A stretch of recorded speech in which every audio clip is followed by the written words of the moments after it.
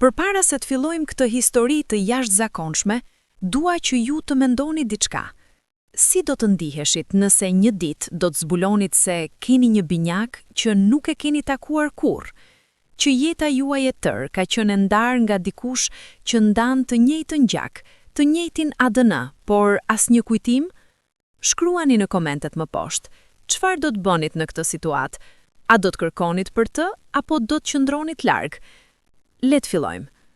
Drita e fundit e verës përshkonte mjegullën e mëngjesit kur ato dy çanta u mbushën me rroba fëmijësh. Duart e Mirës dridheshin ndërsa palosje bluza të vogla, çorape që mezi mbulonin këmbët e brishta të djemve të saj.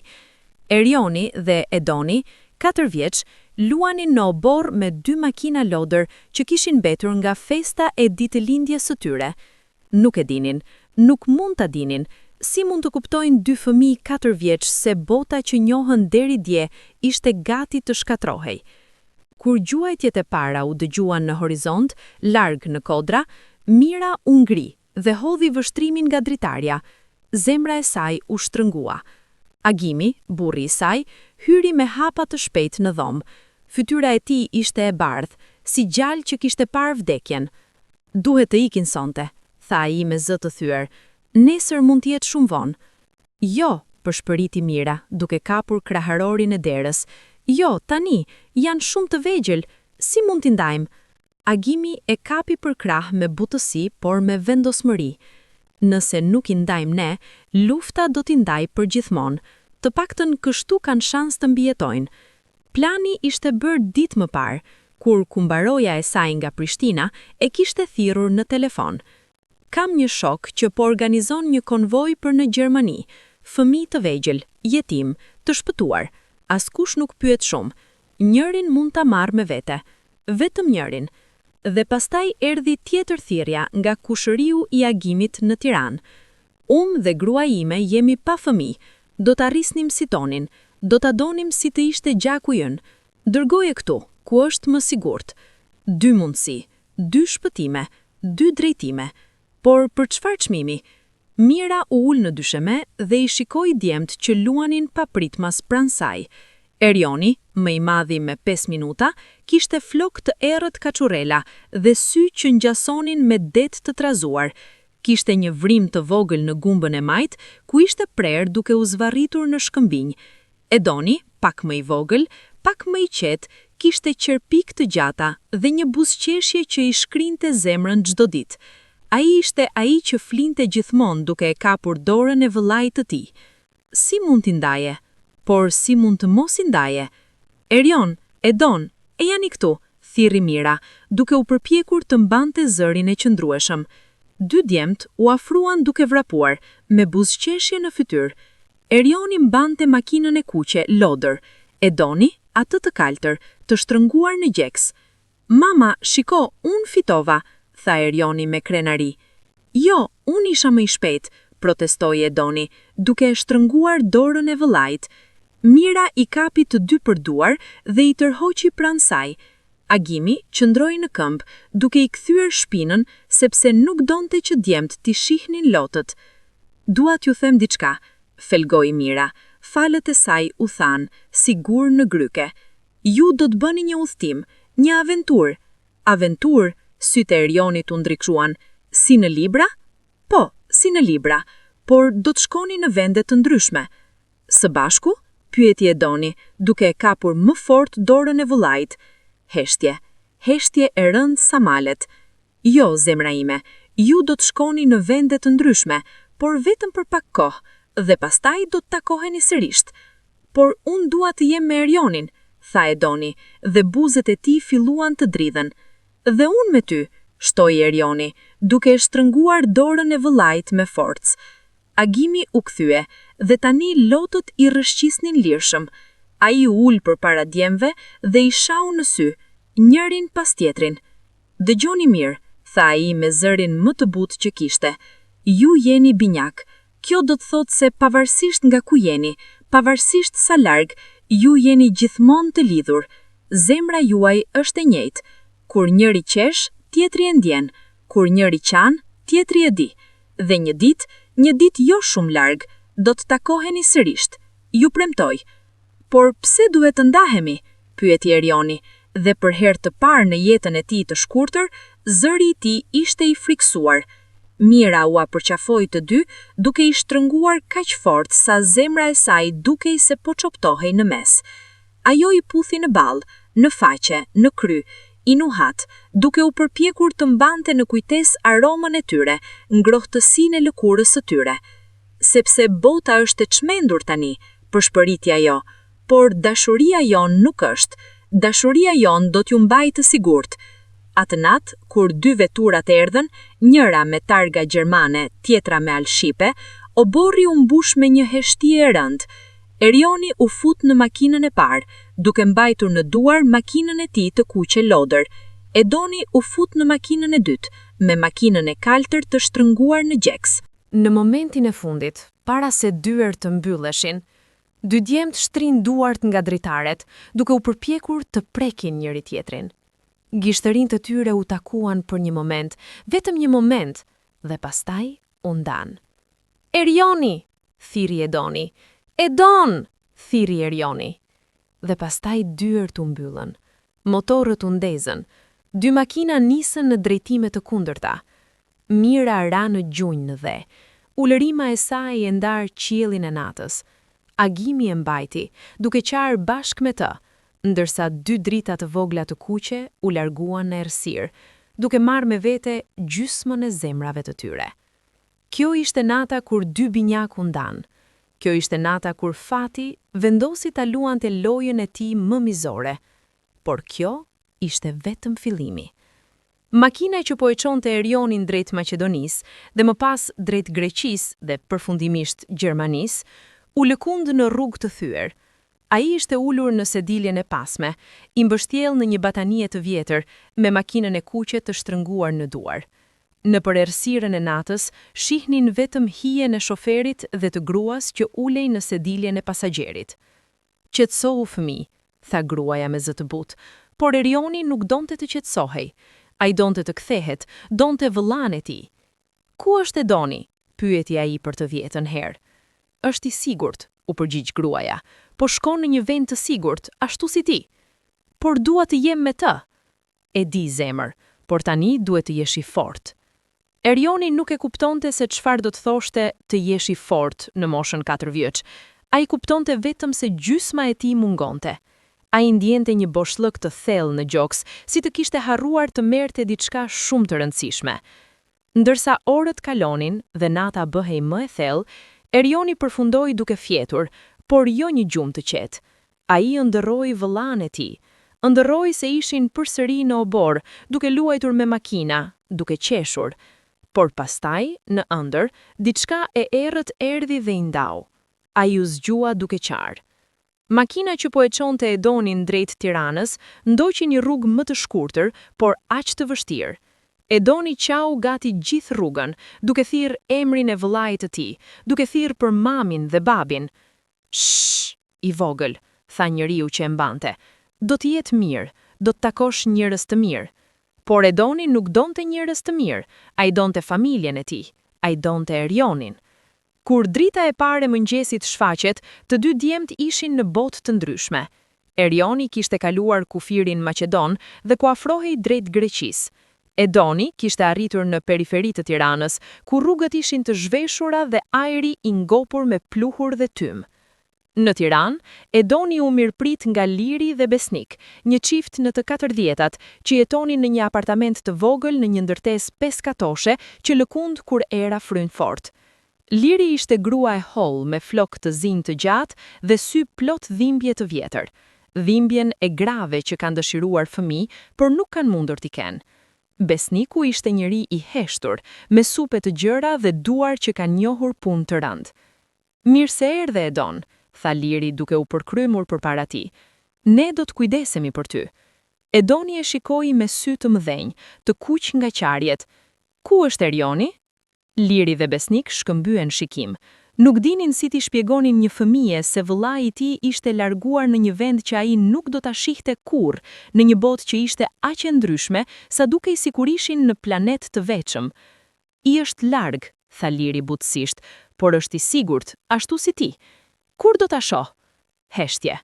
Shpejt, gënjeu Liri, sepse ndonjëherë gënjeshtra është mëshira e vetme që mund t'i japësh një fëmije. Në Gjermani, Erioni u vendos në një qendër pritje në qytetin e Münchit.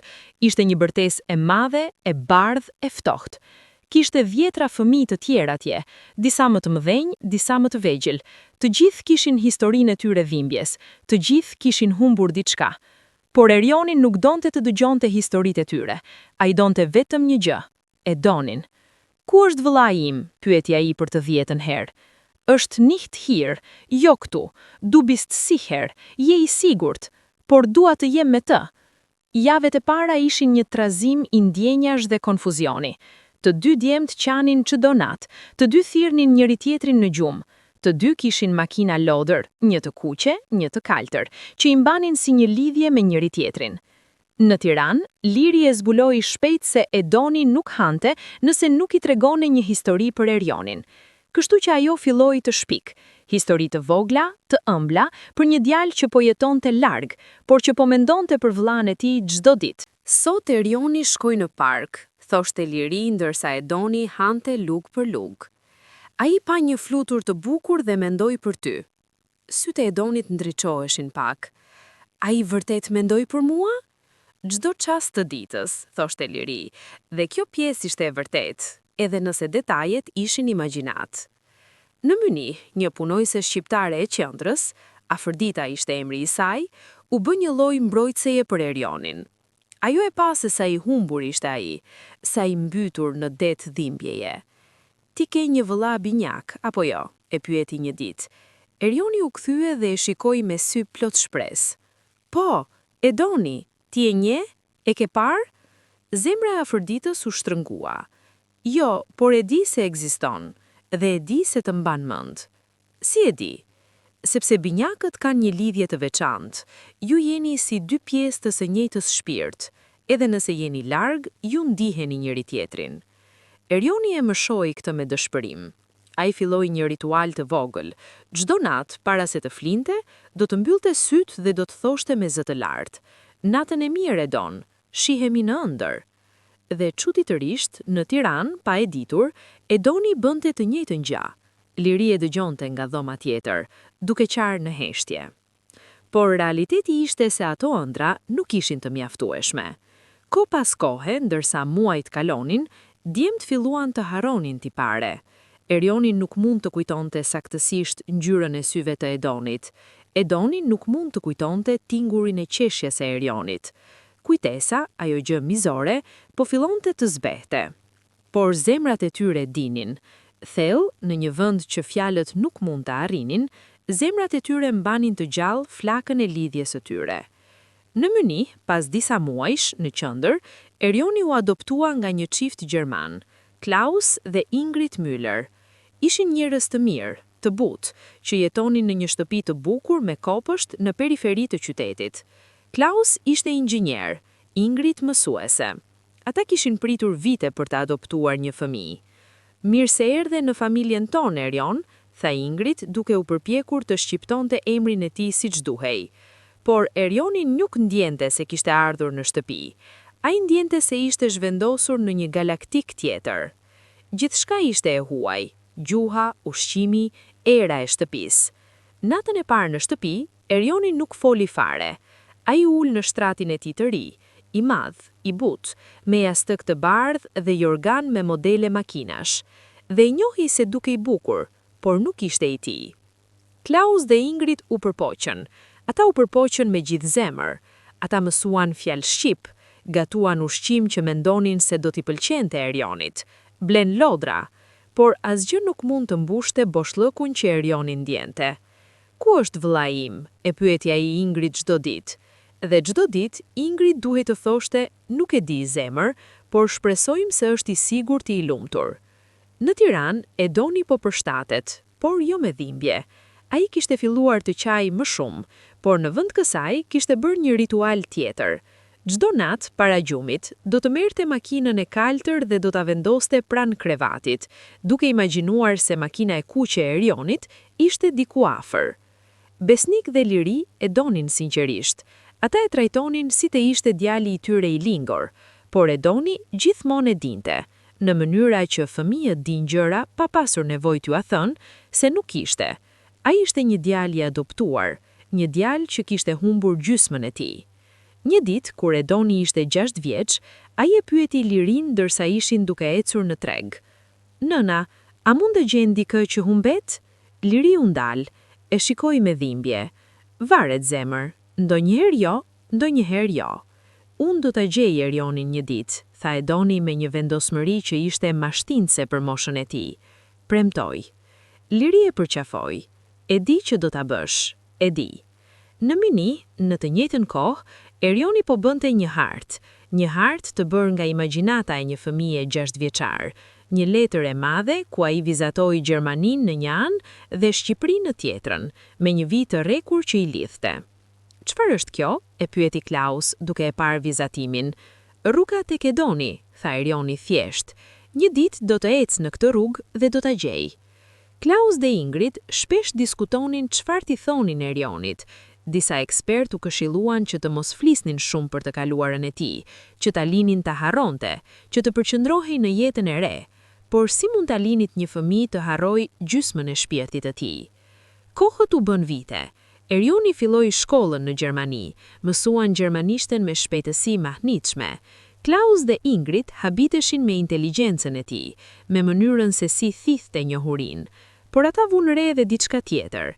Një trishtim të thellë që nuk e lën kurrë, një mallgjim që rri në sytë e tij edhe kur qeshte. Në Tiranë, Edoni po bëhej një djalë i qetë, mendimtar. Ai ishte i mirë në shkollë, por nuk kishte shumë miq. Liri shpesh e gjente duke qarë në heshtje në dhomën e tij, duke mbajtur makinën e kaltër. "Çfarë ka dashuria ime?" e pyeti ajo. "Unë ende nuk e kujtoj fytyrën e tij qartë," thoshte Edoni, "po e harroj Erionin." "Jo," insistonte Liri, duke e përqafuar, "nuk e harron. Mund të mos kujtosh çdo detaj, por në zemër ai është gjithmonë atje." Por kjo nuk e ngushëllonte Edonin. Ai ndjente fajin që kujtimi po zbehte. Ai ndjente sikur po tradhtonte vëllain e tij duke vazhduar jetën. Një natë, kur Erioni ishte 8 vjeç, ai pati një ëndër aq të gjallë sa u zgjua duke qarë. Në ëndër, ai dhe Edoni ishin përsëri 4 vjeç, duke luajtur në obor. Por pastaj një si erë e fortë erdhi dhe i ndau. Erioni po vraponte, po bërtiste, duke u përpjekur të arrinte Edonin, por sa më shumë vraponte, aq më larg bëhej. Ai u zgjua me djersë të ftoftë. Ishte akoma natë.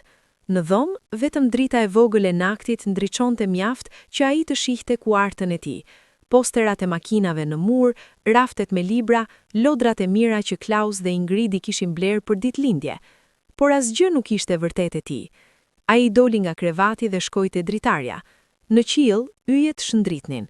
Dikush i kishte thënë një herë se kur shikon një yll, dikush tjetër mund të shikojë të njëjtin yll nga ana tjetër e botës. "Edon," përshpëriti ai në natën e ftohtë gjermane, "nëse po shikon yjet, shiko për atë më të ndritshmin. Unë po shikoj të njëjtin. Ne jemi të lidhur ende." Në Tiranë, në të njëjtën natë, Edoni gjithashtu nuk mund të flinte. Ai doli në balkon, një balkon të vogël me 2 karrige plastike dhe një vazo me lule që Liri mbalte me kujdes. Ai shikoi në qiell dhe pa yjet. Pa e ditur se si, pa e ditur pse, ai ndjeu një ngrohtësi të çuditshme në gjoks, sikur dikush po mendonte për të, sikur dikush po e thirrri emrin e tij nga larg. "Erion," tha ai butësisht në natën shqiptare gjermane, "nëse ende je aty, dua të dish se nuk të harrova, nuk do të të harroj kurrë." Dhe në atë moment, nën të njëjtin qiell, 2 vëllezër të ndarë me mijëra kilometra ndjen diçka që shkenca nuk mund ta shpjegojë. Një lidhje që kalonte hapësirën dhe kohën, një lidhje gjaku, zemre dhe shpirt.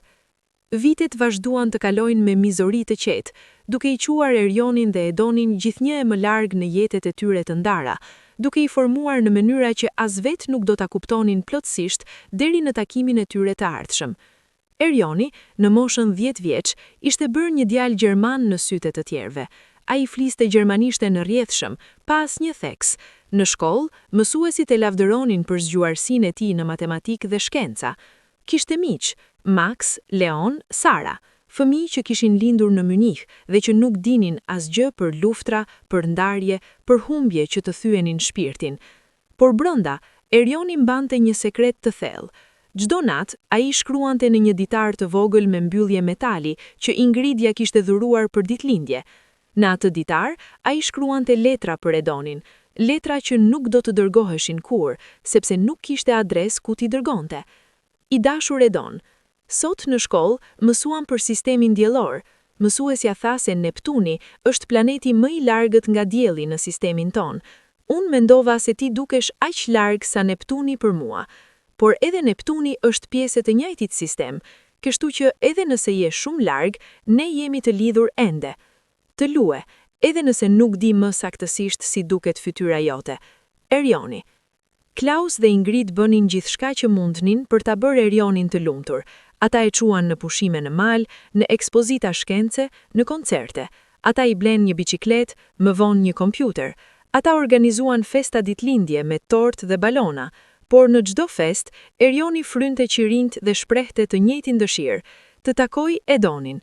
Shpreh diçka tjetër, i thoshte ndonjëherë Max, diçka që mund të realizohet, por për Erionin, asgjë tjetër nuk ishte më e rëndësishme. Në Tiranë, Edoni po rritej në një botë plotësisht të ndryshme. Apartamenti ishte i vogël, paratë të pakta, por dashuria madhe. Besnik punonte 2 fish, si shofer taksi i gjatë ditës dhe si roje nate në një ndërtesë nate. Liri qirte rroba për njerëzit e lagjes për të fituar disa lek shtesë. Ata u siguruan që Edoni të kishte gjithmonë rroba të pastra, ushqim në tavolinë dhe libra për të lexuar. Edoni u bë një lexues i pasionuar. Ai zhytej në histori, duke humbur në botë të tjera ku gjërat kishin kuptim, ku përfundimet ishin të lumtura, ku familjet nuk ndaheshin kurrë. Libri i tij i preferuar ishte Përpjekja e vëllezërve, një tregim i vjetër shqiptar për 2 vëllezër që u ndan nga një uragan dhe lutruan në përse të trauzuara për t'u gjetur përsëri. Pse e lexon këtë libër aq shumë herë? E pyeti Liri një ditë. Sepse në fund ata gjenden dhe kjo më jep shpresë. Liri e përqafoi, duke ndjekur lot që nuk mund t'i fshihte shpejt sa donte. Ajo dhe Besnik tentuan gjatë viteve të gjenin informacion për Erionin. Ata kishin kontaktuar organizata humanitare, kishin pyetur të gjithë që njihnin, kishin shkuar madje tek njerëz që pretendonin se mund të gjejnë persona të humbur, por gjurmët ishin të ftohta. Informacioni ishte i kufizuar dhe me kalimin e kohës, gjërat u bën ende më të vështira. Kur Edoni bëri 13 vjeç, një ndryshim i madh ndodhi në jetën e tij. Besnik pati një aksident me taksi, një makinë tjetër e goditi një pas në një kryqëzim. Ai mbeti gjallë, por shpina e tij u dëmtua. Doktorët thanë se do të mund të ecte, por no me dhimbje, dhe punët e rënda ishin përfunduar për të. Familja ra në vështirësi financiare. Edoni, edhe pse ende i ri, e kuptoi situatën. Ai filloi të punoj pas shkollës, duke ndihmuar në një dyqan frutash në lagje, duke mbartur saçak, duke pastruar. Parat nuk ishin shumë, por çdo monedhë ndihmonte. Nuk duhet të punosh kaq shumë, i thoshte Liri. Ti duhet të fokusohesh në shkollë. Unë mund të bëj të dyja, insistonte Edoni. Dhe ai e bënte. Notat e tij mbeten të larta. Mësuesit e admiruan për kushtimin e tij, por ata pan gjithashtu diçka tjetër. Një trishtim në sytë e tij që nuk shkonte kurrë. Një ditë, kur Edoni ishte 15 vjeç, ai po punonte në dyqanin e frutave kur dëgjoi 2 njerëz duke folur. Njëri prej tyre, një burr më i vjetër, po tregonte një histori për të kaluarën e luftës. Kisha një kushëri që ja morën fëmijën gjatë luftës, thoshte ai. E çuan në Itali. Tani është i rritur, mirë i sistemuar, por asnjëherë nuk e ka harruar. Çdo vit vjen këtu dhe kërkon për familjen e tij biologjike. Zemra e Edonit u lodh. Ai la për gjysmë punën dhe u afrua tek burri. Më falni, tha ai. Si e gjeti kushëriri juaj? Si e dinte nga të fillonte? Burri e pa me interes. Përdori internet. Ka faqe tani, organizata që ndihmojnë njerëzit të gjejnë familjet e tyre. Nuk është e lehtë, por është e mundur. Atë natë, Edoni nuk flite fare. Ai u ul në kompjuterin e vjetër që Besnik kishte marrë me të keqen dhe që funksiononte ngadalë dhe filloi të kërkojë. Ai shkroi fjalët binjak të ndarë gjatë luftës në motorin e kërkimit. Mira rezultate dolën. Historitë e njerëzve që kishin kërkuar dhe gjetur, historitë e atyre që kishin kërkuar dhe dështuar, fotografi të familjeve të ribashkuara, të qara dhe të përqafime. Por nuk kishte asnjë rezultat për Erion dhe Edon. Ai tentoi variante të ndryshme, emrat, vitet, vendet. Asgjë. Por ai nuk u dorëzua. Ky ishte fillimi i diçkaje që do të bëhej një obsesion për të, një mision për të gjetur vëllain e tij, pavarësisht sa kohë do të merrte. Në Gjermani, Erioni po kalonte transformimin e adoleshencës. Ai ishte bërë një djalë i gjatë, atletik, me flokë të errët që tani i ra mbi ball.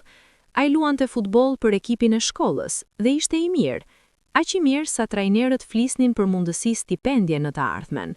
Por pasioni i vërtet i Erionit nuk ishte futbolli, ishte teknologjia.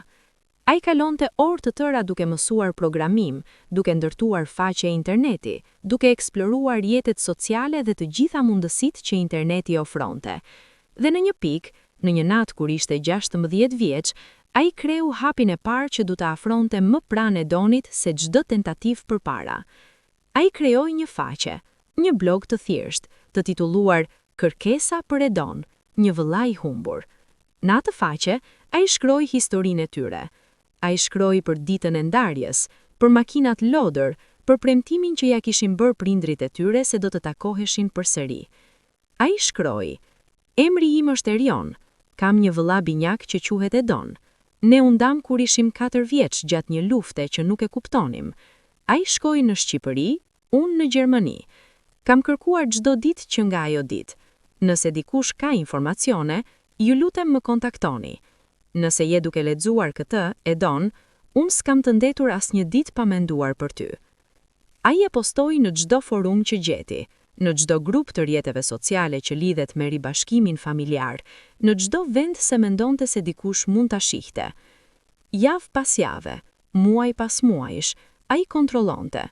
Disa njerëz komentuan, mesazhe të ngushëllimit, të ndihmës, të urimeve për fat të mirë, por asnjë gjurmë e Edonit. Klaus dhe Ingrid ishin të shqetësuar për obsesionin e Erionit. Ata panë se sa kishte konsumuar kërkesa e tij, por ata e dinin gjithashtu se nuk mund ta ndalnin. Kjo ishte një pjesë e tij që asnjëherë nuk do të mbushej pa Edonin. Duhet të jesh i përgatitur për mundësinë që mund të mos e gjesh, tha Klaus, me shumë dashuri, po dhe realizëm. Jo, tha Erioni me vendosmëri, unë do ta gjej, nuk e di se kur, por e di se do të ndodh. Në Tiranë, Edoni po bënte të njëjtën gjë. Ai kishte krijuar profile në rrjete sociale, kishte bashkuar grupe për njerëz të ndarë nga familjet e tyre. Ai shkroi historinë e tyre në shqip, duke shpresuar se dikush, diku, do të dinte diçka. Por edhe ai priste muret e heshtimit. Vitet kaluan. Erioni dhe Edoni, pa e ditur se kishin jetuar jetë paralele, të dy duke kërkuar, të dy duke shpresuar, të dy duke refuzuar të dorëzohen. Në moshën 20 vjeç, Erioni ishte student në Universitetin Teknik të Mynihut, duke studiuar inxhinieri softueri. Ai jetonte në një apartament të vogël me 2 bashkëstudentëze dhe kalonte netët e tij duke koduar dhe duke kërkuar në internet. Suksesi akademik ishte i shkëlqyer, por gëzimi i tij ishte i paplot. Edoni, gjithashtu 20 vjeç, punonte tani si përkthyes freelance nga shqipja në anglisht, duke përdorur aftësitë që kishte mësuar vetë nëpërmjet librave dhe internetit.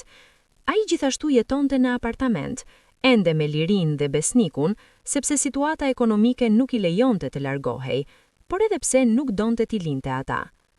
Një natë, Erioni po shfletonte një forum në internet kur pa një postim që zemra i ndali.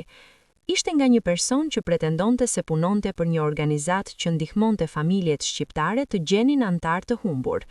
Mesazhi thoshte: Nëse keni qenë të ndarë gjatë luftës dhe jeni dërguar jashtë vendit, ne mund të ndihmojmë. Erioni rahi shpejt një mesazh, duke i dhënë të gjitha detajet që dinte, emrat, datën e përafërt, vendet. Pas disa ditësh, erdhi përgjigja. Kemi marrë informacionin tuaj, do të fillojmë kërkimin. Ju lutemi të jeni të durueshëm. Erioni nuk flinte atë natë. Ai imagjinoi çdo skenar.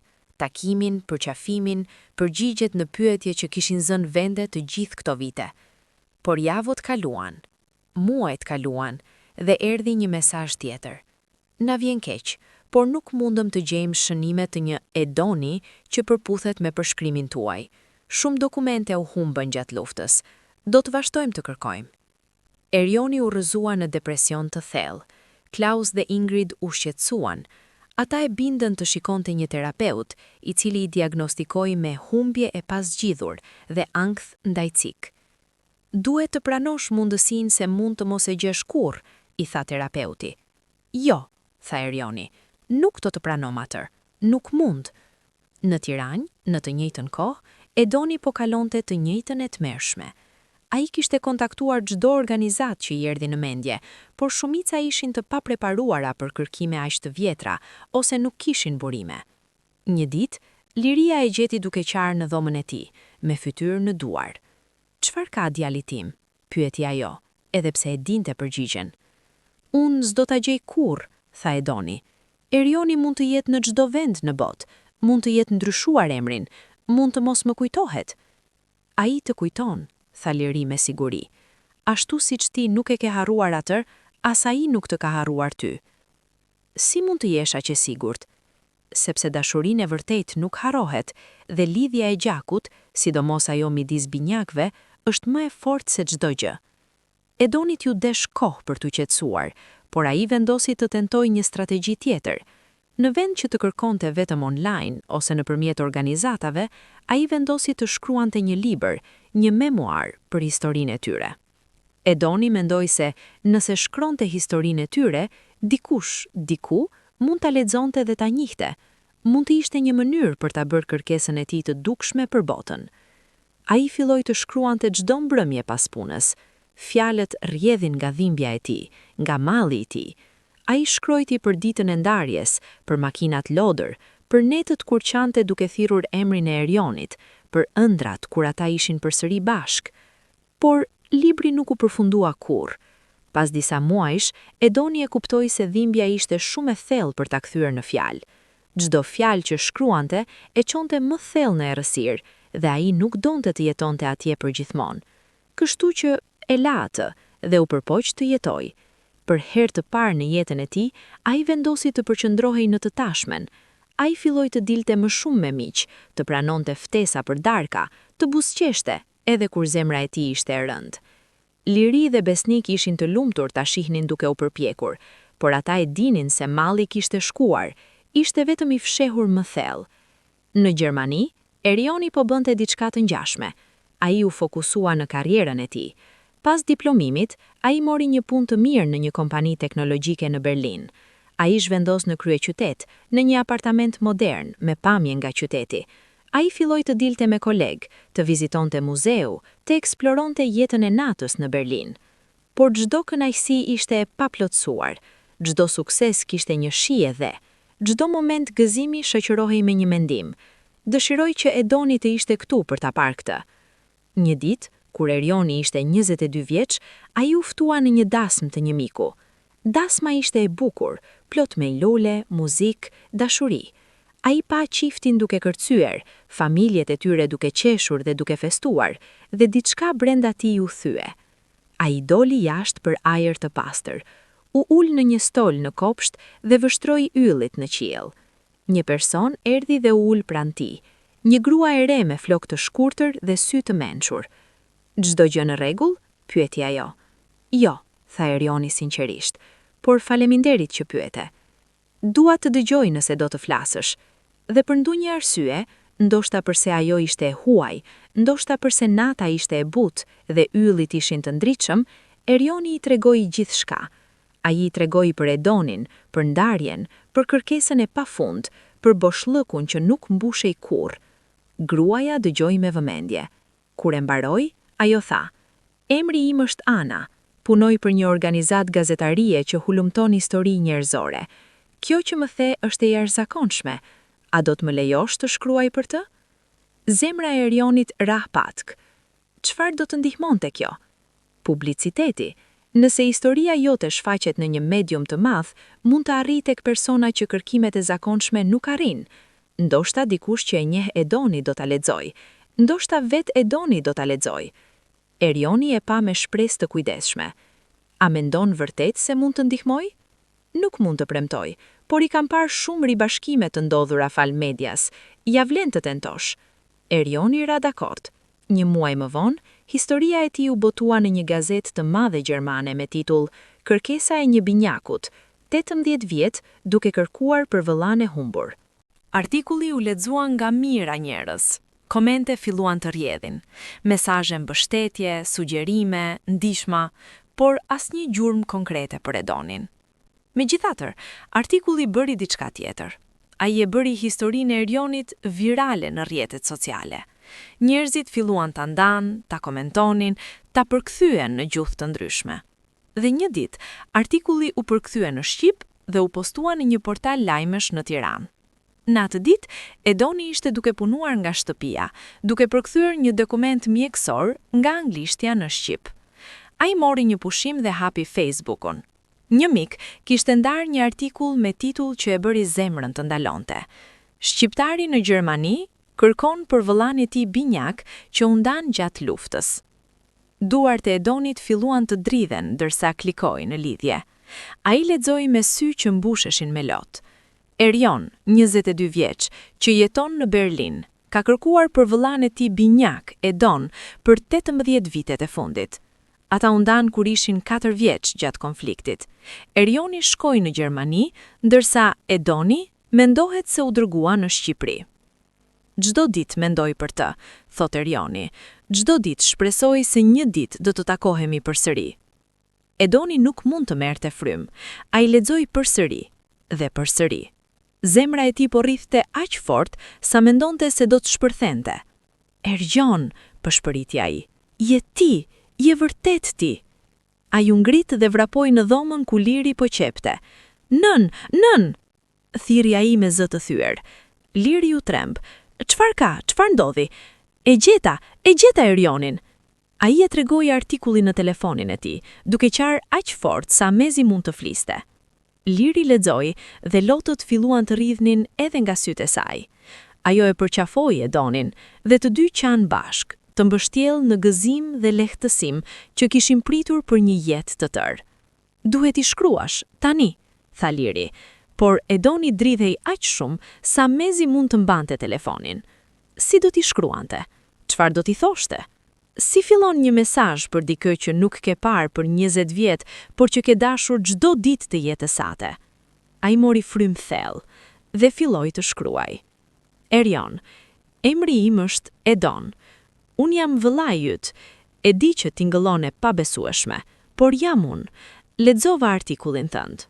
Të gjitha që the, makina loader, ndarjet, premtimi që na bën prindrit tan, I mbaj mend të gjitha.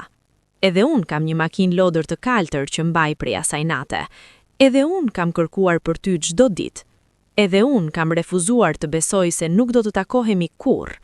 Jetoj në Tiranë me familjen time adoptive, Liri dhe Besnik, që më kanë dashur dhe kujdesur gjatë gjithë këtyre viteve. Por asnjë ditë nuk ka kaluar pa menduar për ty. Unë nuk di çfarë tjetër të them. Ka kaq shumë që dua të them, kaq shumë vite që duhet I mbushim, por tani, në këtë moment, dua vetëm të them, të gjeta, dhe ti më gjete. Vëllai yt, Edon. E dërgoi mesazhin nëpërmjet një forme kontakti në artikull, dhe pastaj filloi pritja më e vështirë të jetës së tij. Orët derisa do të merrte përgjigje. Në Berlin, Erioni ishte në zyrë për telefoni I tij u ndez me një njoftim nga Ana. Erion, kontrolloj emailin tënd, ka ndodhur diçka. Ai e hapi emailin me duar të dridhshëm dhe pa mesazhin e përcjell nga Ana. Ishte mesazhi I Edonit. Bota u ndal, koha u ndal, gjithçka u ndal. Ai lexoi fjalët një herë, 2 herë, 3 herë, dhe pastaj për herë të parë në 20 vjet, Erioni filloi të qaj me vërtet, jo lot malli, por lot gëzimi të pastër, të pakufishëm. Kolegët në zyrë u shqetësuan. Erion, gjithçka në rregull? Po, tha ai duke qeshur në përlot. Për herë të parë në jetën time, gjithçka është vërtet në rregull. Ai shkroi menjëherë. Edon, Nuk di nga të filloj. Kam shumë për të thënë sa fjalët duken të pamjaftueshme. Por le të filloj me këtë. Nuk të harrova as një ditë, as një orë, as një moment. Ti ke qenë në çdo mendim, në çdo ëndër që e kam bërë në çdo qirin ditëlindjeje. Kam makinën e kuqe, e mbaj në raftin pranë krevatit tim. Mund të flasim? Mund të shoh? Ka teknologji tani, videothirrje. Mund të shohim fytyrat tona për herë të parë në 20 vjet. Ju lutem, më thuaj kur mund të flasim. Erioni. Përgjigjja erdhi menjëherë. Tani menjëherë. Ktu ish numri im. Erioni e thirri numrin me duar që dridheshin aq shumë sa mezi mund të shtypte shifrat. Videothirrja filloi të bjerë. 1 zile, 2 zile, 3 zile. Dhe pastaj ekrani u ndez. Dhe atje, për herë të parë në 20 vjet, Erioni pa fytyrën e Edonit. Ishte sikur po shihte në pasqyrë, por jo plotësisht. Kishte ngjashmëri të habitshme, forma e syve, vijat e fytyrës, mënyra se si flokët bien, por kishte edhe ndryshime. Vjetët I kishin formuar ndryshe, jeta I kishte lënë shenja të ndryshme. Por në thellësi, në atë vend që fjalët nuk arrin, ata njihnin njëri tjetrin. Shpirtrat e tyre njihnin njëri tjetrin. Për një çast, asnjë nuk foli. Ata vetëm shiheshin, me lotë që rrjedhin lirshëm, me buzëqeshje që ndriçonin çdo errësirë që kishin mbajtur. Erion, tha Edoni përfundimisht, dhe zëri I tij u thye. Edon, tha Erioni, dhe ai nuk mund të ndalonte qeshjen dhe qarjet në të njëjtën kohë. Ti je vërtet real, tha Edoni, nuk je vetëm ëndër. Jo, jam real, dhe ti je real. Ne jemi real. Ata folën për orë, ata ndan histori, disa të lumtura, shumë të dhimbshme. Ata treguan për familjet adoptive që I donin ata. Ata treguan për netët kur qanin, për ditët kur shikonin yjet dhe shpresonin. Ata treguan për gjërat e vogla, ushqimet e preferuara, muzika, librat, dhe zbuluan ngjashmëri të çuditshme që shkenca nuk mund t'i shpjegonte plotësisht.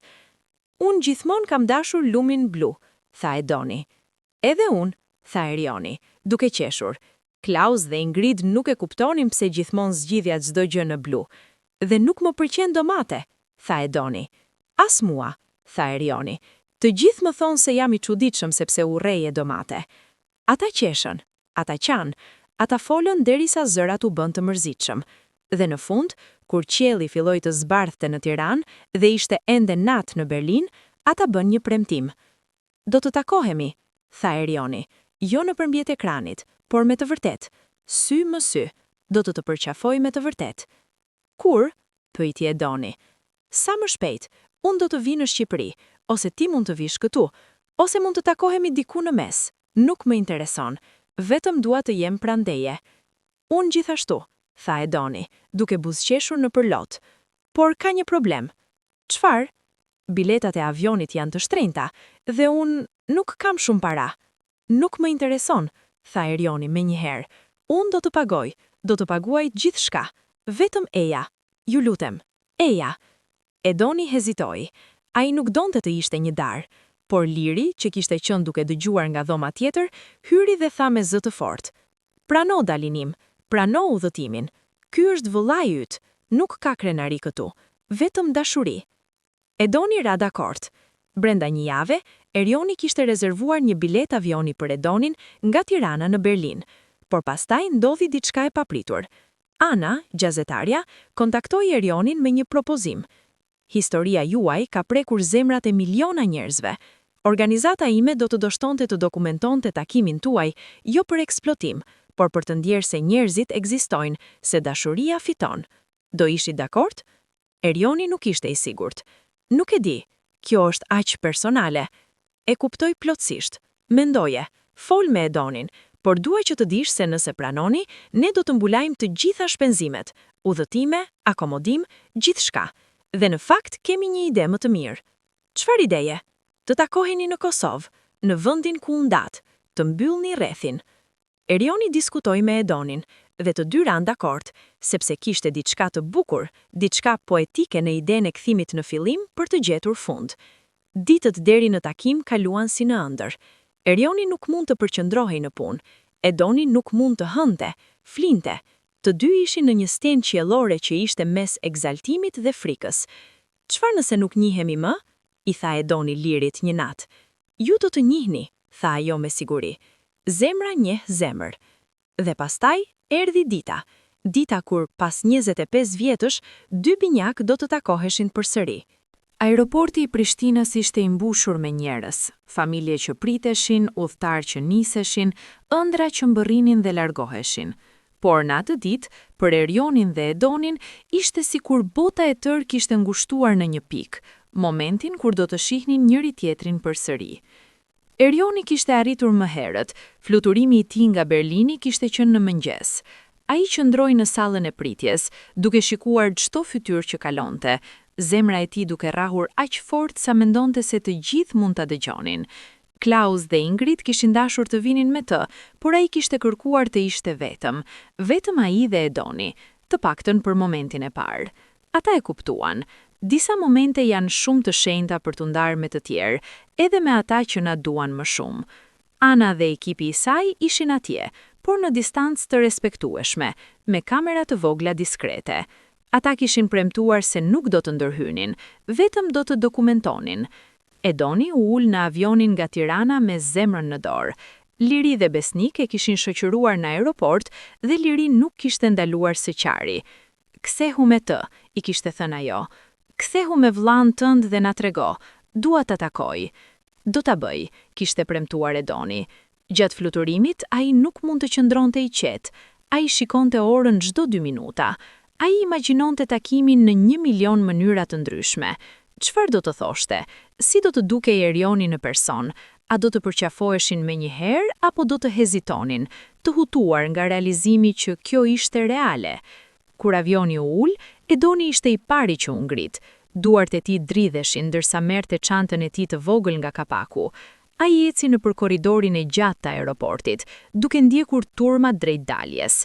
Në sallën e pritjes, Erioni pa ekranin që tregonte se fluturimi I Edonit kishte mbërritur.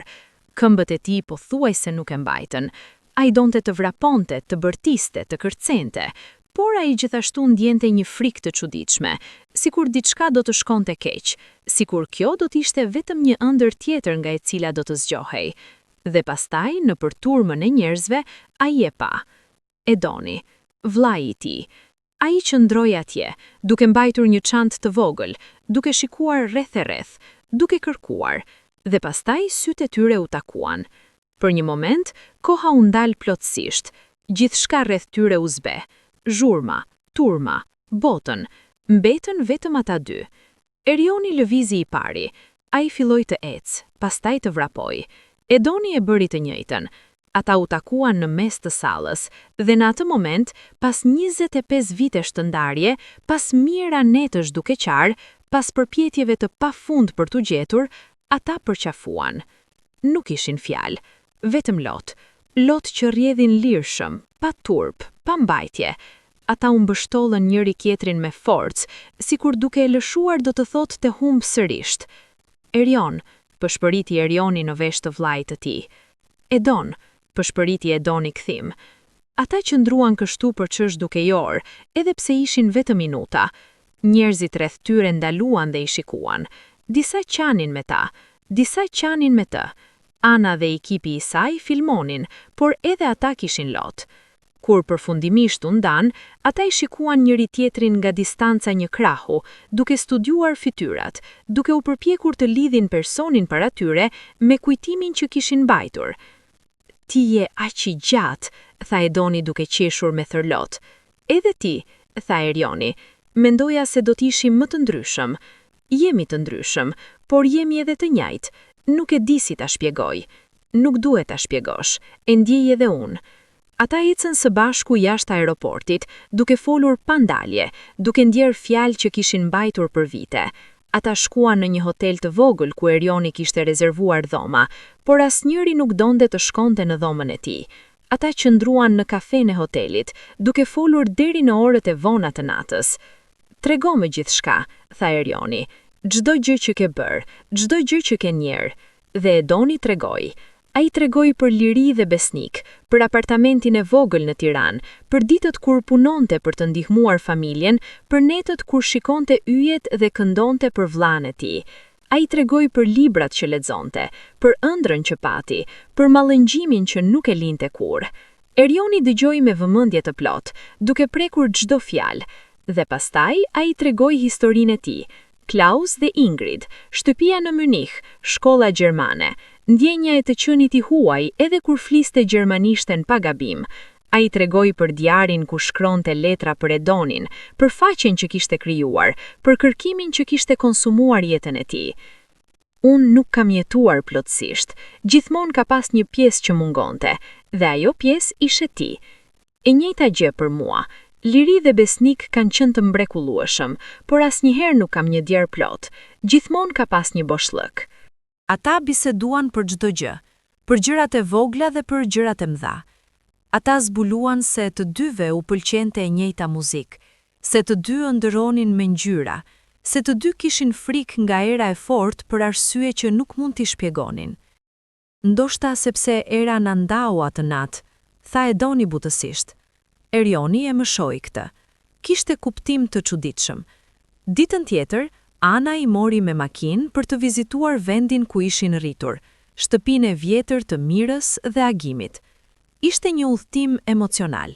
Rrugët kishin ndryshuar, por peizazhi jo shumë. Malet ende qëndronin të paluhatshme, si dëshmitar heshtues të historisë. Kur arritën në shtëpi, zemrat e tyre u shtrënguan. Shtëpia ishte e rrënuar, muret ishin të coptuara, çatia kishte rënë në disa vende, oborri ishte mbuluar me barë të lartë. Ata zbritën nga makina dhe ecën ngadalë drejt saj.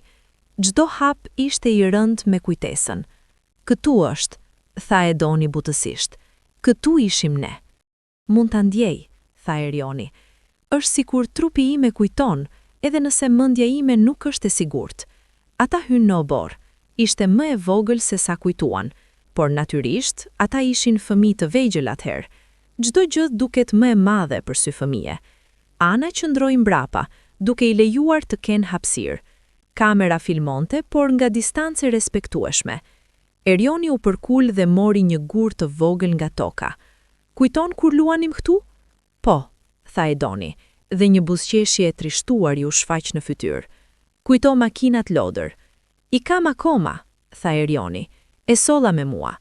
A i nxori nga çanta e tij makinën e kuqe, e vjetër, e gërvishtur, por ende e bukur për të. Edoni heshti. Pastaj a i nxori nga çanta e tij makinën e kaltër. Ata i vendosën makinat pranë njëri tjetrit në tokë, ashtu siç kishin bërë 25 vjet më parë. Dhe për një moment, ata ishin përsëri 4 vjeç, duke luajtur në diell, duke qeshur, duke qenë të plot. Por tani ishin të rritur, dhe dinin se sa fat kishin që ishin përsëri bashk. Duam të bëjmë diçka, tha Edoni. Duam të gjejmë Mirën dhe Agimin, prindrit tan biologjik. Duam të dim nëse janë gjallë. Erioni ra dakord, dhe këtu Ana ndihmoi përsëri. Organizata e saj kishte kontakte, burime. Ata filluan kërkimin. Pas disa ditësh hulumtimi, erdhi lajmi. Mira kishte vdekur disa vite më parë, një sëmundje e zemrës që doktorët thanë se ishte ndërlikuar nga stresi dhe dhimbja e përjetuar gjatë luftës. Por Agimi ishte akoma gjallë.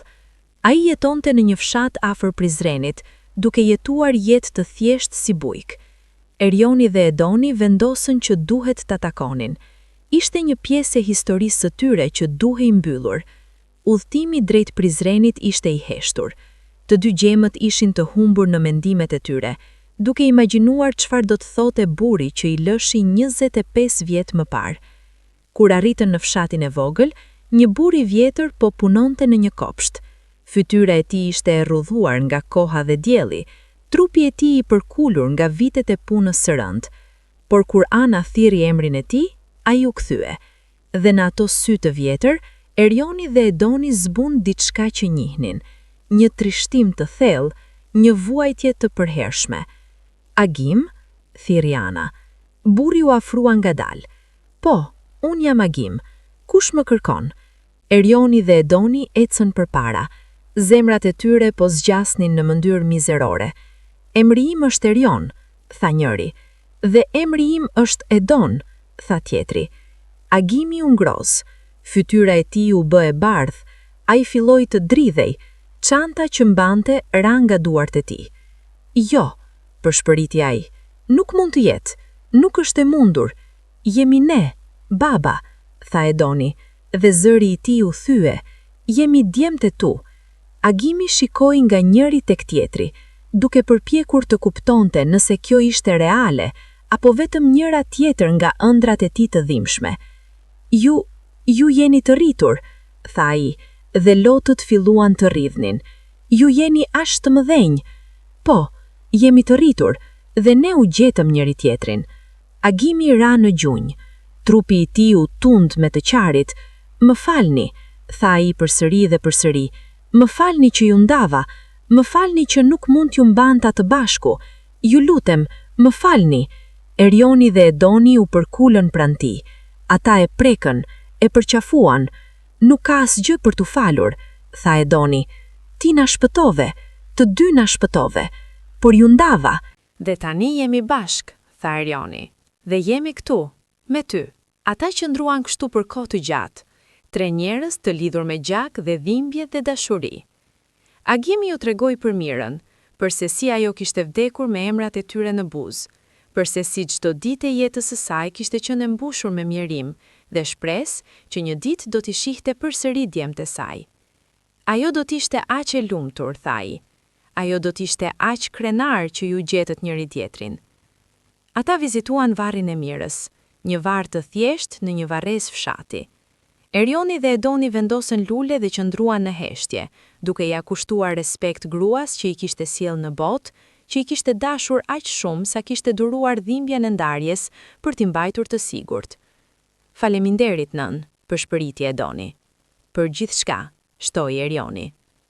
Ata kaluan disa ditë me Agimin, duke dëgjuar histori për kohën para luftës, përse si ishin Mira dhe ai, për ditët e lumtura para se bota të bëhej e çmendur. Agimi u tregoi fotografi të vjetra, ato pak që kishin mbijetuar. Dhe Erioni dhe Edoni pan veten si foshnja, si fëmijë të vegjël, duke qeshur dhe duke luajtur. Ju dukeshit gjithmonë së bashku, tha Agimi. Edhe gjatë gjumit do të kërkonit njëri tjetrin. Nëse njëri qante, tjetri qante. Nëse njëri qeshte, tjetri qeshte.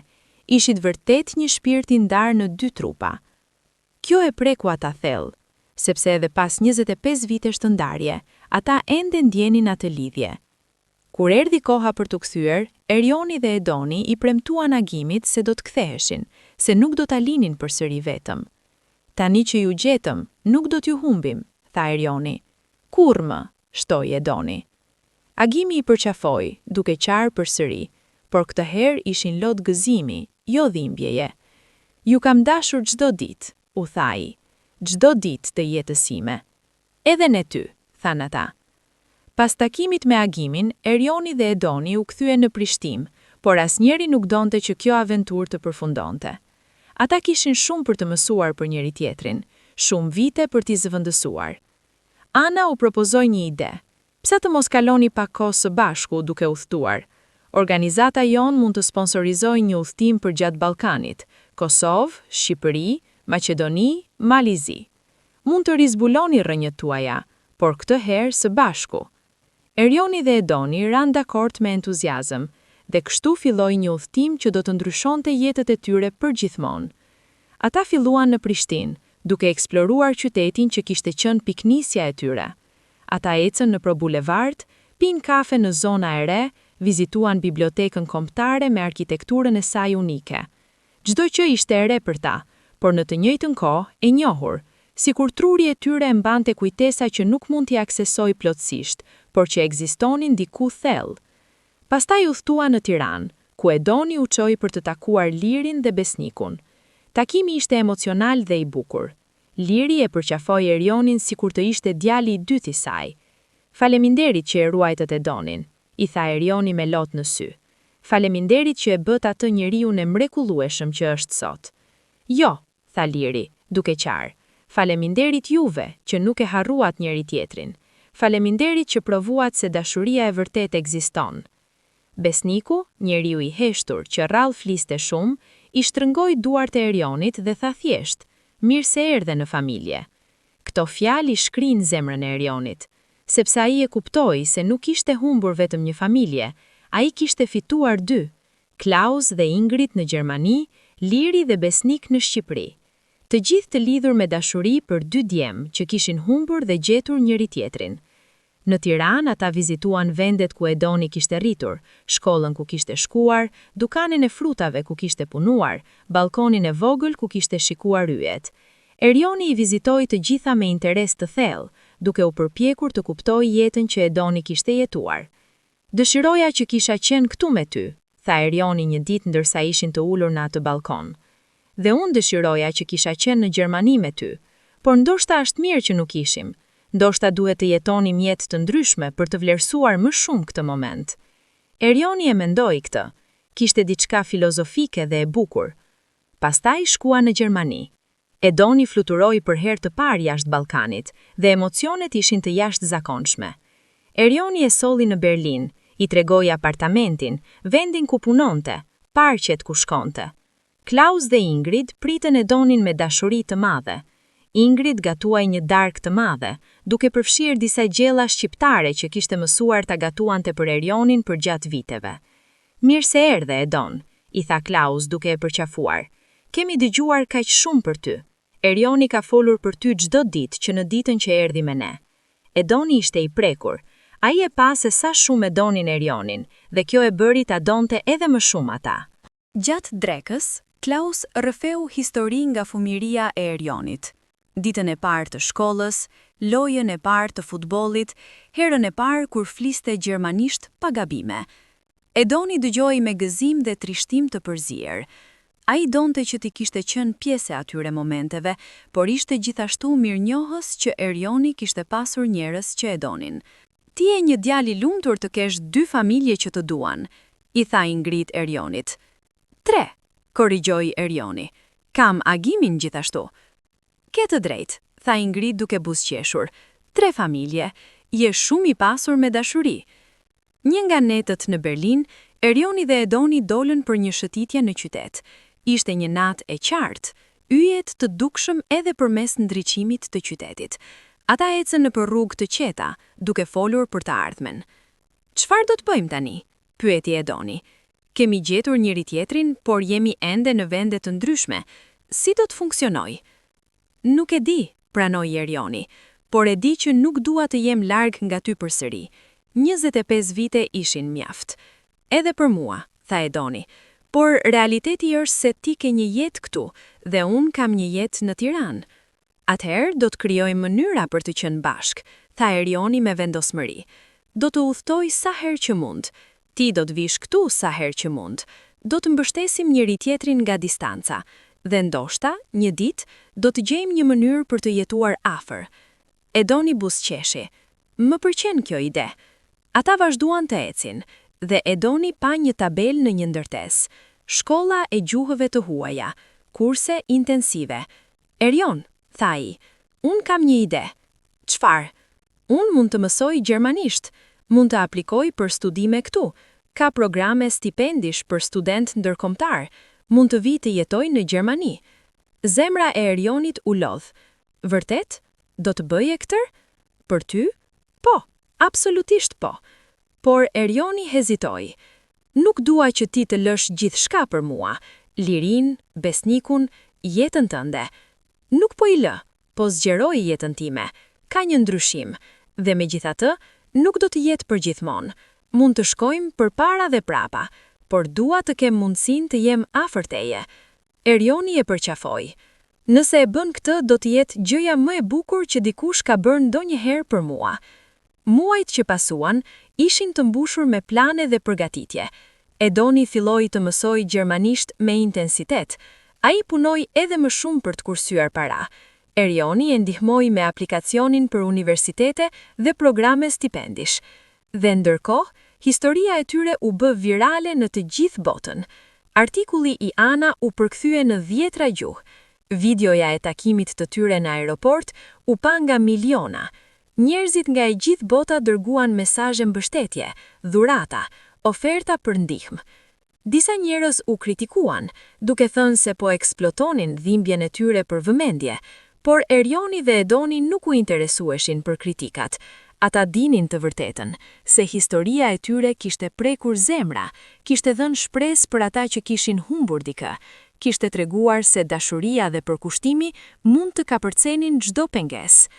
Një ditë, Erioni mori një thirrje nga një produktent filmi. Do të donim të bëjmë një film për historinë tuaj, jo vetëm një dokumentar, por një film i vërtet, me aktor, me skript, me gjithçka. Mendoni për të? Erioni diskutoi me Edonin. Ata nuk ishin të sigurt në fillim. Kishte diçka të frikshme në idenë e jetës së tyre që po luhej nga aktor në ekranin e madh. Por pastaj Edoni tha diçka që e ndryshoi mendimin. Nëse e bëjmë këtë, mund të ndihmojmë, mund të ketë fëmijë të tjerë atje që janë ndarë nga vëllezrit apo motrat e tyre, mund të ketë familje që kërkojnë.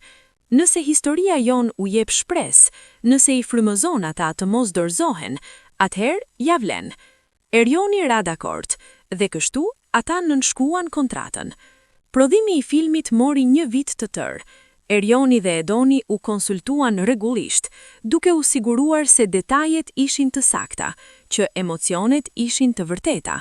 Ata vizituan setin e filmit dhe metën aktorët që do t'i interpretonin ata. 2 aktorë të rinj, njëri gjerman, njëri shqiptar, që kishin gjashmëri të habitshme me ta. Filmi u bë një sukses i madh. Ai u shfaq në festivale ndërkombëtare, fitoi çmime dhe u bë një nga historitë më të prekshme të vitit. Njerëzit dilnin nga kinemat duke qarë, duke përqafuar të dashurit e tyre, duke vlerësuar familjet e tyre. Por për Erionin dhe Edonin, suksesi më i madh nuk ishte filmi, ishte jeta që po ndërtonin së bashku.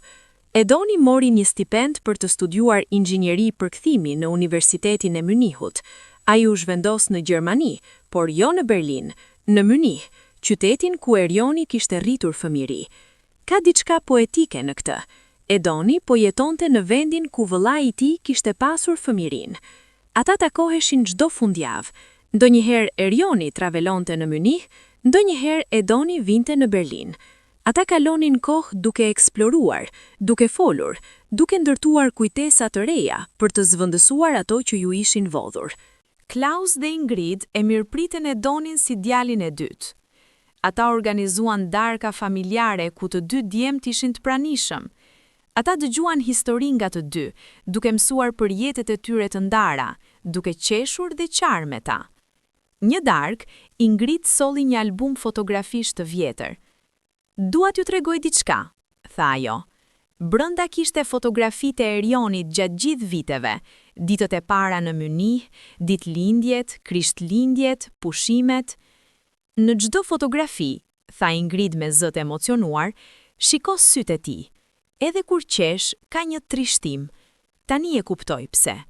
Ai po të mungonte ty." Edoni shikoi fotografitë me vëmendje. Ai pa Erionin si fëmijë i vogël në rroba gjermane, duke mbajtur torta ditëlindjeje, duke luajtur në dëbor.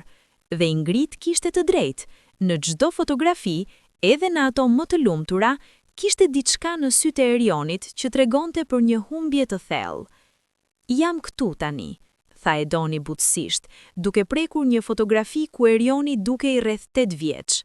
"Dhe nuk do të largohem më." Ingrid e përqafoi, duke qarë lehtësisht. "E di dashuria ime, dhe jam kaq e lumtur." Në Tiranë, Liri dhe Besnik po përjetonin ndjenja të ngjashme. Ata ishin krenar që Edoni po ndiqte ëndrrën e tij, por e mungonin gjithashtu. Erioni udhëtoi në Tiranë disa herë për t'i vizituar, duke u siguruar që ata dinin se nuk kishin humbur Edonin, vetëm kishin fituar një antar tjetër familje. "Ti e djali që Edoni gjithmonë ka pasur nevojë", i tha Liri Erionit gjatë një vizite. "Ti e pjesa që mungonte, tani ai është i plot." "Ne të dy jemi të plot", korrigjoi Erioni, "për herë të parë në jetën tonë." Vitet kalonin me një ritëm të bukur. Erioni përparoi në karrierën e tij, duke u bërë lider ekipi në kompaninë e tij teknologjike. Edoni u diplomua me nota të shkëlqyera dhe filloi të punonte si përkthyes dhe ndërmjetësues kulturor, duke ndihmuar kompani të bashkëpunonin midis Gjermanisë dhe Ballkanit. Por më e rëndësishmja, ata ndërtuan një marrëdhënie që shkoi përtej gjakut. Ata u bën jo vetëm vëllezër, por miq më të mirë. Ata dinin sekretet e njëri tjetrit, ëndrat, frikrat, shpresat. Ata festonin sukseset së bashku dhe mbështesnin njëri tjetrin gjatë dështimeve. Kur Erioni u dashurua për herë të parë me një vajzë gjermane të quajtur Emma, që punonte si arkitekte, personi i parë që i tregoi ishte Edoni. Si e di që është ajo e duhura? Pyeti Edoni nëpërmjet zgjidhjethirrjes. Sepse kur jam me të ndihem i tërë, ashtu sikur ndihem kur jam me ty, sikur gjithë pjesët e mia janë në vendin e duhur. Edoni buzëqeshi. Atëherë ajo është e duhura dhe dua ta takoj. Kur Edoni u dashurua me një vajzë shqiptare në Mynih të quajtur Sara, që studente mjekësie, personi i parë që i tregoi ishte Erioni. Është serioze? Pyeti Erioni. Mendoj se o. Më bën të qesh dhe më bën të ndihen se është në rregull të jemi lumtur, edhe pas gjithë asaj që kam kaluar. Atëherë ajo është e duhura dhe dua ta takoj. Ata organizuan një darkë me 4, Erioni dhe Emma, Edoni dhe Sara. Ishte një mbrëmje plot qeshje, histori dhe lidhje të reja që po formonin. Emma dhe Sara u bën miq të shpejt dhe të dyja e kuptonin se marrëdhënia midis Erionit dhe Edonit ishte e veçantë, diçka që duhej të respektohej dhe mbrojtur. Nuk jam xheloze, i tha Emma Erionit një natë. E kuptoj se marrëdhënia jote me Edonin është unike dhe e adhuroj që e ke atë. Faleminderit që e kupton, tha Erioni duke e puthur në ball. Ti je e mrekullueshme. Kur Erioni dhe Emma u martuan, Edoni ishte kumbaro. Në dasëm, ai mbajti një fjalim që bëri që të gjithë të qanin. Kur isha fëmijë, më thonin se çdo person ka një shpirt binjak diku në botë, një person që plotëson gjysmën tjetër të tyre. Unë gjeta shpirtin binjak tim kur isha 4 vjeç. Emri i tij është Erion dhe ai është vëllai im. Por pastaj e humba atë për 25 vjet. Ato ishin vitet më të errta të jetës sime. Por kur e gjeta përsëri, kuptova se dashuria e vërtet nuk vdes kurrë. Ajo pret edhe në për errësirën më të thellë. Dhe sot, po shoh Erionin duke gjetur një lloj tjetër dashurie, dashurinë romantike me Eman, dhe jam kaq e lumtur për të, sepse ai meriton çdo lloj lumturie që bota mund t'i ofrojë. Emma, ti je e mrekullueshme, por ne të gjithë jemi të bekuar që të kemi ty. Mirë se erdhe në familje. Nuk kishte sy të thatë në dasëm. Kur Edoni u martua, një vit më vonë, Erioni ishte kumbaro. Fjala e tij ishte po aq e emocionuar. Edoni është personi më i fortë që njoh. Ai humbi gjithçka kur ishte fëmijë, prindrit e tij biologjik, vëllain e tij, vendin e tij, por ai nuk u thye. Ai vazhdoi, ai mësoi, ai u rrit, ai dashuroi, dhe kur unë e gjeta përsëri, ai ishte bërë një njeri i jashtëzakonshëm. Sara, ti je e fatlumtur që ke Edonin, por ai është gjithashtu i fatlumtur që ke ty. Ju plotësoni njëri tjetrin në mënyra që fjalët nuk mund t'i shpjegojnë, dhe ne të gjithë jemi me fat që jemi dëshmitar të dashurisë tuaj. Aplauzimet ishin të zurshme dhe të gjata. Në dasmën e Edonit kishte një moment të veçantë. Agimi ishte atje, i vjetër, i dobët, por fatlumtur.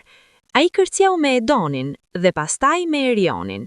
Dhe kur muzika ndërroi në një këngë të ngadalshte, 2 djemt e morën Agimin në mes dhe kërcyen të 3 së bashku, duke e mbajtur plakun që i kishte lëshuar për t'i shpatuar. Ju dua të dy aq shumë, përshpëriti Agimi. Nëna juaj do t'ishte kaq krenar. E dim, than ata, dhe shpreson se ajo na shikon nga diku. Ajo po ju shikon, tha Agimi me siguri. Ajo është gjithmonë këtu. Pas disa vitesh, fëmijët filluan të vinin. Erioni dhe Emma patën një vajzë, e quajtën Mira, nga nëna biologjike e Erionit. Edoni dhe Sara patën një djalë, e quajtën Agim, nga babai i tyre biologjik. Dhe kur ato 2 fëmijë u takuan për herë të parë, diçka magjike ndodhi. Mira vetëm disa muajsh, dhe agimi i vogël, gjithashtu foshnje, u vendosën pranë njëri tjetrit në një batanie. Dhe ata u qeshën. Ata shtrin duart dhe u prekën. Dhe Erioni dhe Edoni, duke parë këtë, filluan të qajnë. Brezat vazhdojnë, tha Edoni me zët emocionuar, dhe kësaj here ata nuk do të ndahen. Kur, premtoi Erioni. Vitet vazhduan. Erioni dhe Edoni, tani në të 30-tat, kishin ndërtuar jo vetëm familjet e tyre, por edhe një organizat jo fitimprurse të quajtur Ribashkimi, një organizat që ndihmonte familje të ndara nga luftra dhe konflikte të gjejnë njëri tjetrin. Ata përdorën famën e tyre, burimet e tyre dhe përvojën e tyre për të ndihmuar qindra njerëz. Çdo histori e suksesshme e Ribashkimit ishte një fitore për ta. Çdo familje që takohej përsëri ishte një kujtesë se ajo që u ndodhi atyre, ndarjet, dhimbja, kërkesa, nuk ishte e kotë. Ne kemi kthyer dhimbjen tonë në diçka të mirë, i tha Edoni i Lirit një ditë kur po vizitonte Tiranën. Kjo është gjëja më e bukur që mund të bësh me vuajtjen, ta kthesh në mëshirë për të tjerët. Një ditë, kur Erioni dhe Edoni ishin në një konferencë për ribashkimin familjar në Bruksel, një grua e re i u afrua atyre. Ajo qante. Faleminderit, tha ajo, për shkak të organizatës tuaj, gjeta motrën time pas 30 vitesh. Ne u ndam kur isha 5 vjeç. Mendova se nuk do ta shihja kurrë më, por ju më dhat shpresë, ju më dhat mjete, dhe tani e kam përsëri. Erioni dhe Edoni e përqafuan. Këto momente kur shihnin ndikimin e punës së tyre, ishin ato që i mbante duke vazhduar. Një mbrëmje, kur ishin të dy në Munich, duke vizituar Klaus dhe Ingrid, që tani ishin në të 70-tat, ulën në kopshtin e vjetër ku Erioni kishte luajtur si fëmijë. A mendon ndonjëherë se çfarë do të kishte ndodhur nëse nuk do t'ishim gjetur? Pyeti Edoni. Çdo ditë, tha Erioni, do të kisha jetuar një jetë të mirë, me prindër të mirë, me mundësi të mira, por do të kisha jetuar gjithmonë të paplot. Do të kisha ndjerë gjithmonë se mungonte diçka. E njëjta gjë për mua, edhe tani që të kam përsëri, nuk mund ta imagjinoj jetën pa ty. Ata qëndruan në heshtje për një moment, duke shijuar thjesht praninë e njëri tjetrit. Kemi qenë me fat, tha përfundimisht Erioni. Shumë njerëz që ndahen nuk gjenden kurrë. E di, dhe për këtë jam mirënjohës çdo ditë. Edhe unë. Yjet filluan të shfaqeshin në qiellin e errët. Erioni dhe Edoni shikuan lart, duke kujtuar të gjitha ato njet kur, si fëmijë dhe adoleshent të ndarë, kishin shikuar të njëjtët yje dhe kishin shpresuar. Mendon se yjet vërtet na dëgjuan? Pyeti Edoni me buzëqesh. Ndoshta, tha Erioni, ose ndoshta ne vetë krijuam fatin ton. Ndoshta duke mos u dorëzuar, duke kërkuar vazhdimisht, ne e bëm të ndodhte kjo. Përzierje të dyjave ndoshta, destini dhe zgjedhja, yjet dhe vullneti. Ata buzëqeshën, dhe në atë moment ndjeva një paqe të plot. Ata kishin udhëtuar rrugë të gjata, në përdhimbje, humbje, mall dhe përpjekje të pafundme, por kishin arritur. Ata ishin përsëri bashk, dhe asgjë nuk do t'i ndante më. 15 vite pas ribashkimit të tyre, Erioni dhe Edoni, tani në të 40-tat, ulën në një tavolinë në një kafe në Prishtinë. Kishin ardhur për të festuar për vetorinë e organizatës së tyre, Ribashkimi, 15 vite të ndihmës për familje, 15 vite të shpresës dhënë. Kafeja ishte e njëjta ku kishin pirë kafen e parë së bashku, ditën pas takimit në aeroport. Kishin bërë traditë të kthehen këtu çdo vit në të njëjtën datë. A mund ta besush? Tha Edoni, duke parë rrethe për kreth. 15 vite. Ndonjëherë më duket sikur ishte dje, ndonjëherë më duket sikur kemi qenë gjithmonë bashk. Të dy ndjenjat janë të vërteta, tha Edoni me mençuri. Koha është e çuditshme në atë mënyrë. Ata porositën kafet e tyre zakonshme, macchiato për Erionin, turke për Edonin, dhe filluan të shikonin fotografit në telefonat e tyre. Fotografi të fëmijëve, Mira tani ishte 8 vjeç, Agimi vogël gjithashtu 7 vjeç. Kishte edhe fëmijë të tjerë tani. Erioni dhe Emma kishin pasur një djalë tjetër, Leon. Edoni dhe Sara kishin pasur një vajzë, Liria, e quajtur sipas nënës adoptive të Edonit. Fëmijët tanë janë kaq me fat, tha Erioni. Ata nuk do të dinë kurrë si është të jesh i ndarë nga familja. Jo, ra dakord Edoni. Por do të mësojmë për rëndësinë e familjes, do të tregojmë historinë tonë që ta vlerësojnë atë që kanë. Ata tashmë kishin filluar këtë proces. Çdo vit, në ditëlindjet e përbashkëta të Mirës dhe Agimit të vogël, që rastësisht kishin të njëjtën ditëlindje, diçka që Erioni dhe Edoni e shihnin si një shenjë të bukur nga gjërat e mëdha, ata mbanin një festë të madhe ku të gjitha familjet vinin së bashku. Klaus dhe Ingrid, tani të moshuar por ende të fortë, udhëtonin nga Mynish. Liri dhe Besnik vinin nga Tirana. Agimi, tani në të 8 vjetat, vinte gjithashtu, i shoqëruar nga një kujdestar, sepse shëndeti i tij kishte filluar të dobësohej. Në ato festa, fëmijët luanin së bashku pa kujdes, pa histori të rënda. Por Erioni dhe Edoni u siguroheshin që, në moshën e duhur, ata do t'i merrnin mënjan dhe do t'u tregonin. Do t'u tregonin për natën e ndarjes, për makinat lodër, për vitet e kërkesave, për ribashkimin në aeroport. Pse? Kishte pyetur Mira një herë, vetëm 5 vjeç atëherë, duke e parë babin e saj me sytë mëdhenj. Pse ju nan? Erioni kishte mbetur menduar për një moment, duke u përpjekur të gjente fjalët e duhura. Sepse bota ndonjëherë bëhet e çmendur, dashuria ime. Njerëzit luftojnë, dhe në luftë familjet ndahen. Por gjëja e rëndësishme është se, edhe kur ndahesh, dashuria mbetet, dhe nëse nuk heq dorë, mund të gjesh përsëri atë që ke humbur. Si në përralla? Kishte pyetur Mira. Po, kishte thënë Erioni, duke buzëqeshur. Por kjo është e vërtet. Tani, ulur në kafe, Erioni dhe Edoni diskutonin për të ardhmen. Organizata e ribashkimi kishte rritur aq shumë sa kishin nevojë për më shumë staf, më shumë burime. Ata kishin ndjerë mundësi për të ekspanduar në vende të tjera, Siri, Afganistan, Ukrainë, vende ku konfliktet kishin ndarë familje. Është shumë punë, tha Edoni, por ndjej se duhet ta bëjmë. Kemi përvojën, kemi historinë, njerëzit na besojnë. Ra dakord, tha Erioni, por duhet të sigurohemi që nuk e humbim veten në punë. Familjet tona kanë nevojë për ne gjithashtu. Ke të drejtë, tha Edoni. Ekuilibri është çelësi. Ata porositën edhe nga një kafe dhe vazhduan të bisedonin për projekte të reja, për ëndra për të ardhmen, për mënyra se si mund të ndihmonin më shumë njerëz. Por pastaj celulari i Erionit të ra, ishte Klaus. Erioni u habitur, Klaus rrallë telefononte jashtë orareve të zakonshme. Halo? Tha Erioni, duke e vënë në altë-parlant që Edoni të mund të dëgjonte. Erion, dashuria ime. Zëri i Klaus tingëlloi i lodhur. Kam lajme jo në mirë. Ingrid, ajo ra sot. Ne jemi në spital. Doktorët thonë se pati një goditje në tru të lehtë. Zemra e Erionit u shtrëngoi. Do të vi me njëherë, do të marr fluturimin e parë. Ajo po kërkon për ty, dhe zëri i Klaus u thye. Dhe për Edonin, ajo do t'ju shoh të dy. Do të jemi atje brenda disa orëve, premtoi Erioni. Ata dhe Edoni u ngritën me njëherë. Ata anuluan të gjitha planet e tyre dhe rezervuan bileta për në Mynish.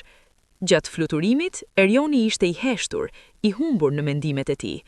Ingrid kishte nëna e tij për më shumë se 30 vjet. Ajo e kishte marrë kur ai ishte 4 vjeç, i friksuar dhe i humbur, dhe e kishte dashur me gjithë zemër. Ajo do të jetë mirë, tha Edoni, duke e kapur dorën.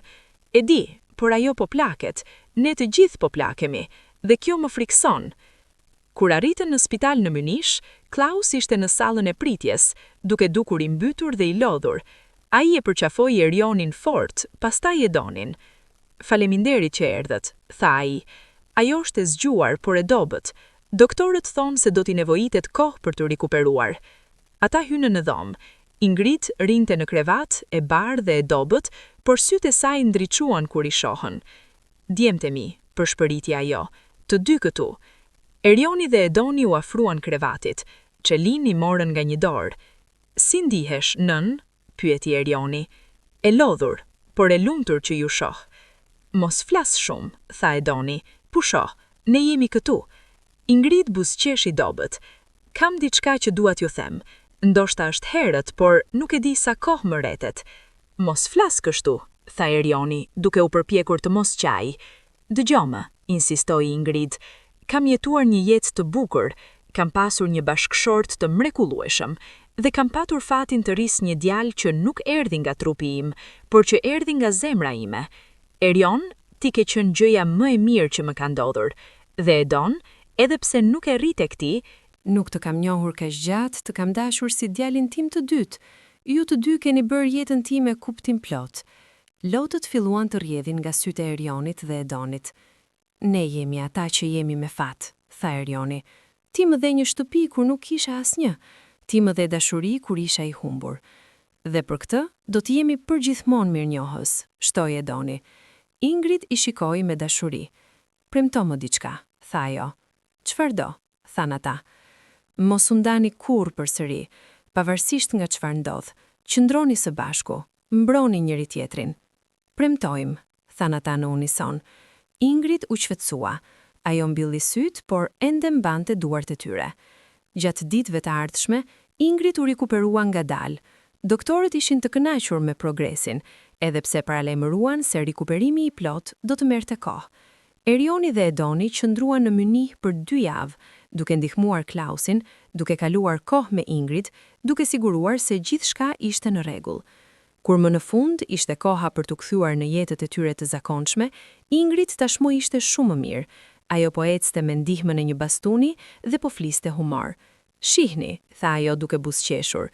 Vjetërsia më ka kapur, por nuk jam gati të dorëzohem ende. Erioni dhe Edoni e përqafuan, duke i premtuar se do të ktheheshin shpesh.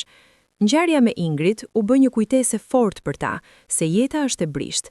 Ata vendosën të kalonin më shumë kohë me njerëzit që donin.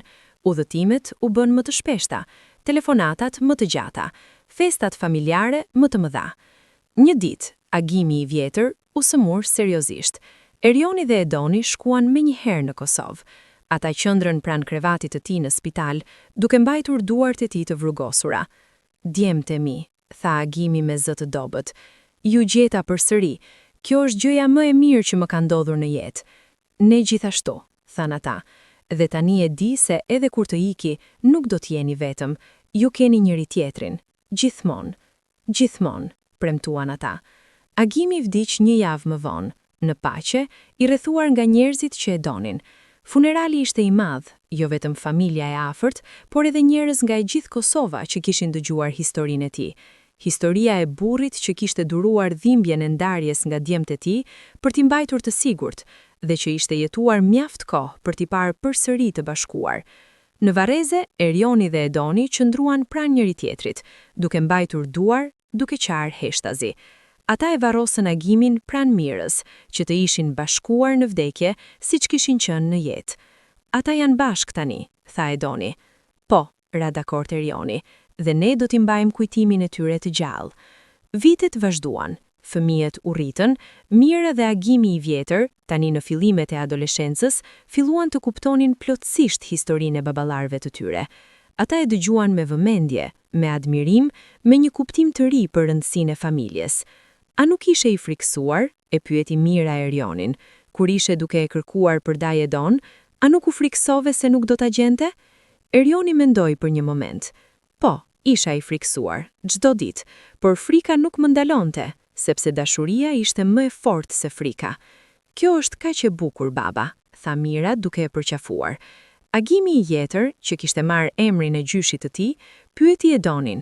Si e dine se ai ishte vërtet daj Erion, kur e pe në aeroport? Mund të ishte dikush tjetër. Edoni buzëqeshi. E dija këtu, tha ai, duke i vënë dorën në zemër. Zemra ime e njihte zemrën e tij. Kjo është fuqia e lidhjeve të vërteta. Një vit, për përvetorin e 25 të ribashkimit të tyre, Erioni dhe Edoni vendosën të organizonin një event të madh. Ata ftuan të gjitha familjet që kishin ndihmuar përmes ribashkimi. Qindra njerëz që kishin gjetur njëri tjetrin fal organizatës. Eventi u mbajt në një sallë të madhe në Prishtinë. Ishte plot me qeshje, lot, përqafime dhe histori. Çdo person kishte një histori të treguar. Motra që gjentën pas 30 vjetësh, prindër që ribashkuan me fëmijët e tyre, dasanore që gjentën njëri tjetrin. Erioni dhe Edoni qëndruan në skenë duke shikuar turmën dhe ndjen një prendi dhe mirënjohje të thellë. Ne bëm këtë, përshpëriti Edoni. Jo vetëm ne, korrigjoi Erioni. Ne, Klaus, Ingrid, Liri, Besnik, Agimi, Mira, Ana dhe të gjithë ata që besuan. Është një përpjekje kolektive. Ke të drejtë, tha Edoni, por filloi me ne, me besimin ton se dashuria fiton. Ata mbajtën fjalime, por fjalët nuk ishin aq të fuqishme sa momentet. Momentet kur shihnin familje duke përqafuar, kur dëgjonin qeshjet e fëmijëve që tani kishin një të ardhme të plot, kur shihnin shpresën në sytë e njerëzve. Në fund të mbrëmjes, kur të gjithë kishin shkuar, Erioni dhe Edoni qëndruan vetëm në sallën e zbrazët. 25 vjet, tha Erioni, nga jo ditë në aeroport deri sot. Kanë qenë vitet më të mira të jetës sime, tha Edoni. Edhe të mijat. Ata përqafuan, sikur se kishin bërë në aeroport 25 vjet më parë. Por kësaj here nuk kishte lot dhimbjeje, vetëm lot gëzimi. Për 25 vite të tjera, tha Erioni. Dhe më shumë, tha Edoni. Ata dolën në natë, në rrugët e qeta të Prishtinës. Yjet shkëlqenin si gjithmonë, të pandryshueshme dhe të përhershme. Dhe natë, nën të njëjtat yje që kishin shikuar si fëmijë të ndarë, Erioni dhe Edoni ecën krah për krah, jo si dy gjysma të një shpirti, por si një i plot, të bashkuar, të pakthyeshëm, të pasaprashëm. Historia e tyre ishte një testament për forcën e dashurisë, për fuqinë e shpresës, për mrekullitë që ndodhin kur refuzon të dorëzohesh, sepse në fund, pavarësisht nga sa larg ndahesh, pavarësisht sa kohë kalon, dashuria e vërtet gjithmonë gjen rrugën për shtëpi. Dhe shtëpia nuk është një vend, është një person, është lidhja, është zemra që rrah në harmoni me tënden. Për Erionin dhe Edonin, shtëpia ishte njëri tjetri, edhe tani, përfundimisht, përgjithmonë, ata ishin një shtëpi.